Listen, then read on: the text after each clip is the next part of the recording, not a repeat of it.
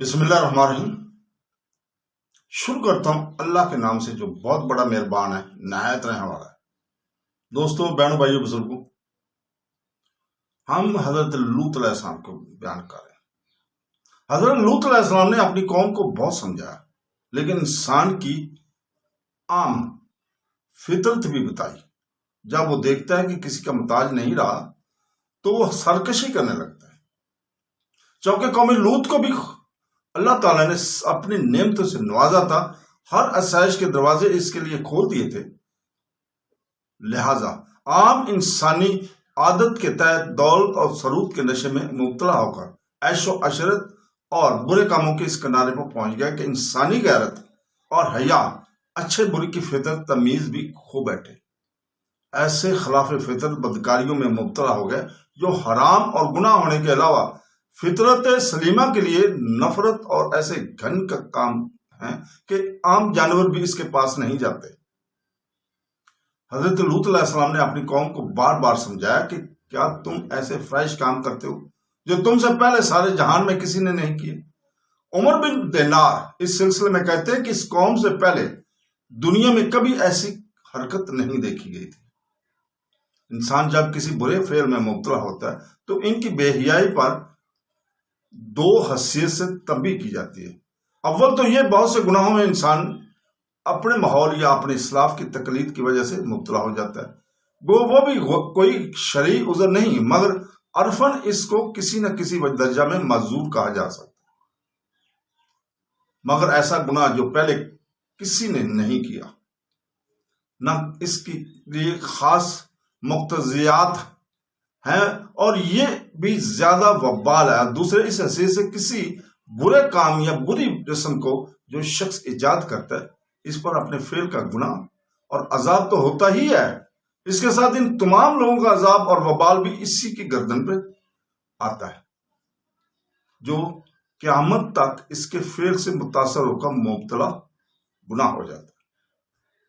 حضرت لوط علیہ السلام نے اپنے قوم کو مخاطب کر کے یہ بھی پیغام دیا، یعنی تم ایسی قوم ہو جو حد انسانیت سے گزر گئی ہے، یعنی تمہارا اصل مرض یہ ہے کہ تم ہر کام میں اس کی حد سے نکل جاتے ہو۔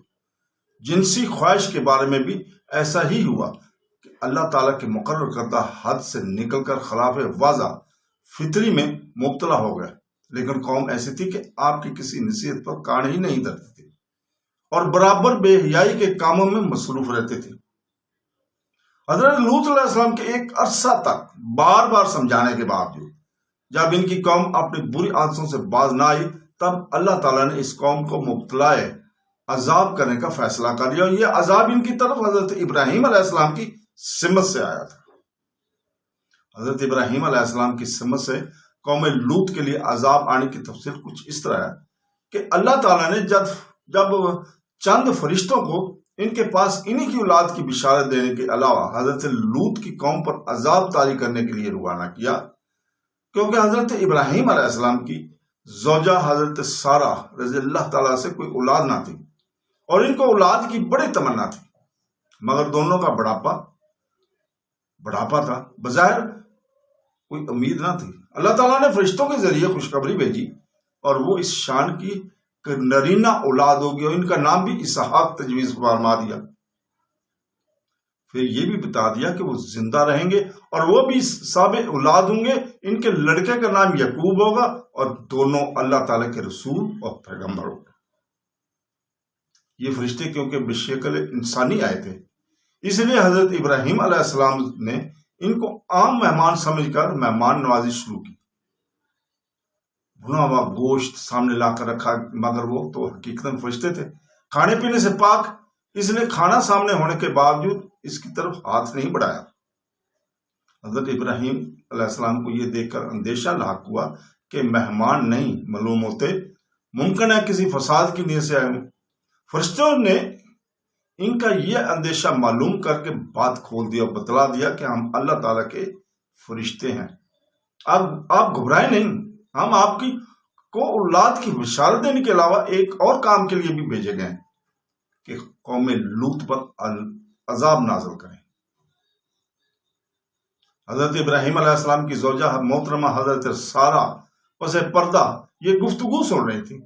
جب معلوم ہوا کہ انسان نہیں فرشتے ہیں تو وہ پردے کی ضرورت نہ رہی۔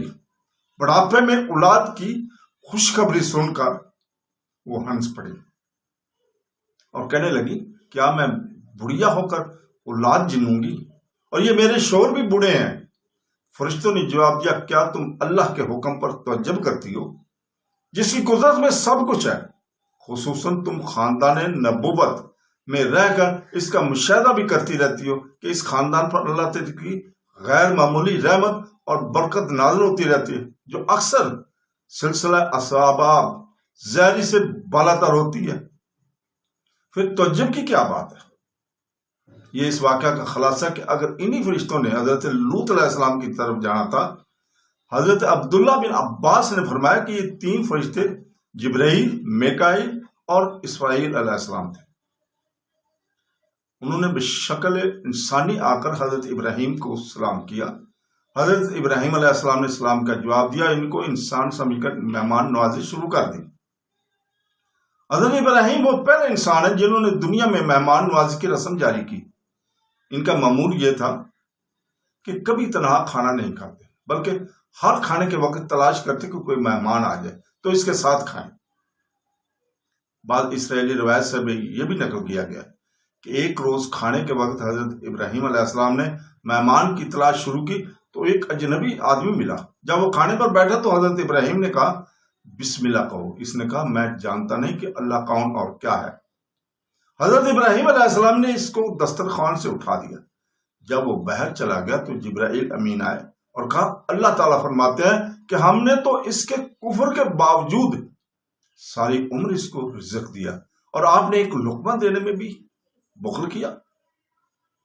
یہ سنتے ہی حضرت ابراہیم علیہ السلام اس کے پیچھے دوڑے، اس کو واپس بلایا اور اس نے کہا کہ جب تک آپ وجہ نہ بتائیں گے پہلے کیوں مجھے نکالا اور اب کیوں بلا رہے ہیں، اس وقت تک آپ کے ساتھ نہ جاؤں گا۔ حضرت ابراہیم علیہ السلام نے واقعہ بتا دیا تو یہی واقعہ اس کے دین میں شامل ہونے کا سبب بن گیا۔ اس نے کہا کہ وہ رب، وہ اللہ تعالیٰ جس نے یہ حکم بھیجا ہے بڑا کریم ہے، میں اس پر ایمان لاتا ہوں۔ پھر حضرت ابراہیم علیہ السلام کے ساتھ گیا اور مومن ہو کر باقاعدہ بسم اللہ پڑھ کر کھانا کھایا۔ حضرت ابراہیم علیہ السلام نے اپنی عادت مہمان نوازی کے مطابق بشکل انسانی آنے والے فرشتوں کو انسان اور مہمان سمجھ کر مہمان نوازی شروع کی اور فوراً ہی ایک تلا ہوا بچڑا لا کر سامنے رکھ دیا۔ محققین لکھتے ہیں کہ آنے والے فرشتے جو 2 کاموں کے لیے آئے تھے، ایک یہ کہ حضرت ابراہیم علیہ السلام کو ان کی اولاد ہونے کی خوشخبری دیں اور دوسرے حضرت لوط کی قوم پر عذاب نازل کریں۔ کہ آنے والے فرشتے اگرچہ بشکل انسانی آئے تھے اور یہ بھی ممکن تھا کہ اس وقت ان کو بشری خواہش کھانے پینے کی بھی عطا کیے جاتے، لیکن حکمت اسی میں تھی کہ وہ کھانا نہ کھائیں تاکہ ان کے فرشتے ہونے کا راز کھلے۔ اس لیے شکل انسانی میں بھی ان کی ملکی خواہش باقی رکھی گئی، جس کی وجہ سے انہوں نے کھانے پر ہاتھ نہ بڑھایا۔ بعض روایت میں یہ ہے کہ ان کے ہاتھ میں کچھ تیر تھے، ان کی نوک اس تلے ہوئے گوشت میں لگانے لگے۔ ان کے اس عمل سے حضرت ابراہیم علیہ السلام کو اپنے عرف کی مطابق یہ خطرہ لاحق ہو گیا کہ شاید کوئی دشمن ہو، کیونکہ ان کے عرف میں کسی مہمان کا کھانے سے انکار کرنا ایسے ہی شرفسار کی علامت ہوتا تھا۔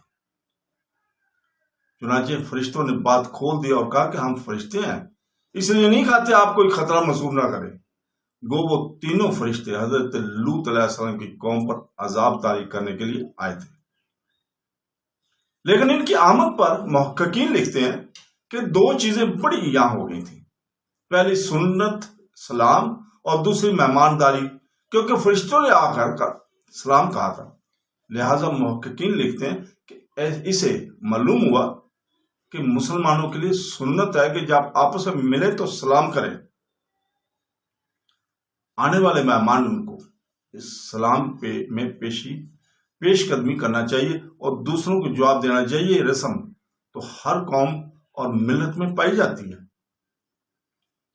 کہ ملاقات کے وقت ایک دوسرے کو خوش کرنے کے لیے کچھ علماء بولتے ہیں مگر اسلام کی تعلیم اس معاملے میں بے نظیر اور بہترین ہے، کیونکہ اسلام کا مسموم لفظ السلام علیکم کے نام پر مشتمل ہونے کی وجہ سے ذکر اللہ بھی ہے اور مخاطب کے لیے اللہ تعالیٰ سے سلامتی کی دعا بھی، اور اپنی طرف سے اس کی جان و مال اور آبرو کے لیے سلامتی کی ضمانت بھی ہے۔ تو دوستو یہیں پہ رکتے ہیں، انشاءاللہ تعالیٰ اس سے آگے کا واقعہ ہم اگلی قسط میں بیان کریں گے۔